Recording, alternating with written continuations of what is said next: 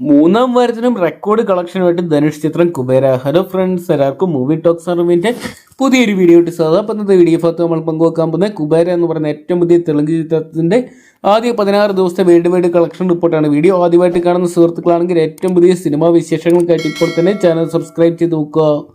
തമിഴിലെ സൂപ്പർ താരം ധനുഷ്, തെലുങ്കിലെ സൂപ്പർ താരം നാഗാർജുന അക്നേനി, രശ്മിക മന്ദാന തുടങ്ങിയവരെ കേന്ദ്ര കഥാപാത്രമൊക്കെ ശേഖർ കമ്മൂർ അണിയിച്ചൊരുക്കിയ ചിത്രമെന്ന് കുബേര എന്ന് പറയുന്ന സിനിമ. ആദ്യ ഷോ കഴിഞ്ഞപ്പോൾ മുതൽ മികച്ച അഭിപ്രായങ്ങൾ സ്വന്തമാക്കിയ ചിത്രം പിന്നീട് അങ്ങോട്ട് റെക്കോർഡ് കളക്ഷനെ ഡേ ബൈ ഡേ സ്വന്തമാക്കുന്ന ഒരു കാഴ്ചയാണ് കാണാൻ സാധിക്കുന്നത്. ഇപ്പോഴത്തെ ചിത്രം തമിഴിനേക്കാൾ വലിയ വിജയങ്ങൾ തന്നെയാണ് തെലുങ്ക് ബോക്സ് ഓഫീസിൽ സ്വന്തമാക്കിക്കൊണ്ടിരിക്കുന്നത്.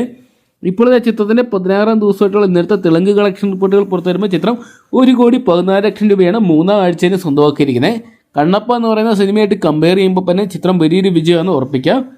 അതേസമയം ചിത്രത്തിന് തമിഴ്നാട് ബോക്സ് ഓഫീസിൽ വലിയ ചലനങ്ങൾ സൃഷ്ടിക്കാൻ സാധിക്കുന്നില്ല. ഇന്നലെ ഏകദേശം 20,00,000 രൂപ മാത്രമാണ് ചിത്രത്തിന്റെ തമിഴ് പതിപ്പിന് സ്വന്തമാക്കാൻ സാധിച്ചിരിക്കുന്നത്. ചിത്രത്തിന്റെ ആദ്യ 16 ദിവസത്തെ വേൾഡ് വൈഡ് കളക്ഷൻ റിപ്പോർട്ടുകൾ പുറത്തുവരുമ്പോൾ ചിത്രം 129,80,00,000 രൂപ സ്വന്തമാക്കിയപ്പോൾ ഇന്ത്യൻ ഗ്രോസ് കളക്ഷനായിട്ട് ചിത്രം 99,30,00,000 രൂപ സ്വന്തമാക്കിയിട്ടുണ്ട്. ഓവർസീസിൽ നിന്നാണ് ചിത്രം 30,50,00,000 രൂപ സ്വന്തമാക്കിയിരിക്കുന്നത്. എന്തൊക്കെയാണ് 1 കോടി കളക്ഷനോടെ സ്വന്തമാക്കിയ ചിത്രം ഏകദേശം ഇന്ത്യൻ ബോക്സ് ഓഫീസിൽ നിന്ന് മാത്രം 100 കോടി നേടുന്ന ചിത്രമായിട്ട് മാറുന്നതായിരിക്കും. എന്തൊക്കെയാണ് കാത്തിരിക്കാൻ ചിത്രത്തിന് വലിയ വിജയങ്ങൾ തന്നെ വരും ദിവസങ്ങളിൽ സ്വന്തമാക്കാൻ സാധിക്കുമെന്ന് അറിയാൻ വേണ്ടി.